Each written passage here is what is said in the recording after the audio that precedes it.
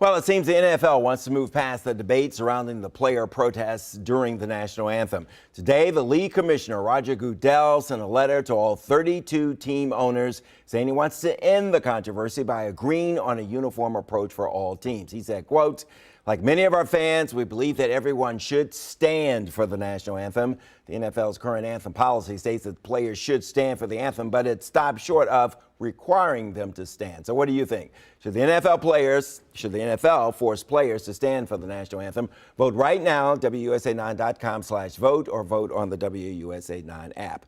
One day after ESPN announced that it was suspending host Jemele Hill, President Trump voiced his opinion. He tweeted with Jemele Hill at the mic, "It is no wonder ESPN ratings have tanked. In fact, tanked so badly, it is the talk of the industry." I think that's really not true. I think ESPN does quite well with the ratings for the cable channels. Jemele Hill recently criticized Dallas Cowboys owner Jerry Jones, who says he'll bench players who don't stand for the national anthem. Hill suggested on Twitter that fans might boycott Cowboys sponsors. Joining me right now to discuss all this, Washington Post opinions editor Karen Attiah. You support Jemele Hill and what she said? Yes. So what do you make of this? Where do we stand right now? I mean, I think Roger Goodell's statement, and I think the speed at which this is all happening over the past couple of days is really stunning.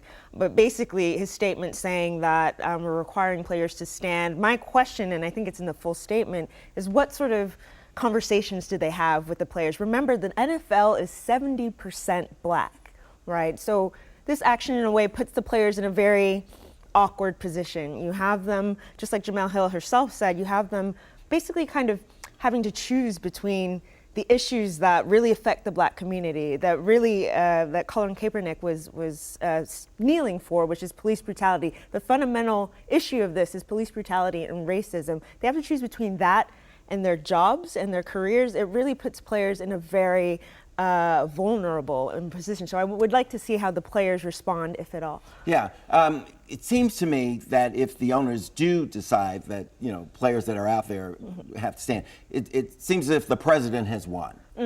Would you not agree with that? It does.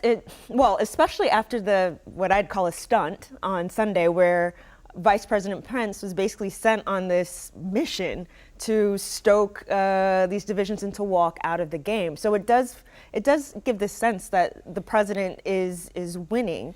However, again, this is a president who has claimed to unite, wanting to unite. But I think what is really insidious about this is it goes beyond the NFL, right? You have high school players. You have the India Landry in Houston, black teenager who's being expelled for sitting during the protest. So it's like, the message is, what is an acceptable protest for black people, not just NFL players, but what is acceptable for us to do? Because the players, even beyond Colin Kaepernick, have not had that conversation that they wanted about these social injustices that they were protesting. President, on the other hand, says by not standing, you know, you're disrespecting the flag. It seems the owners are agreeing, bowing to that. It's certainly the NFL commissioner. So as a result, the players will come out, and if they're out there, they will stand. President wins. Right.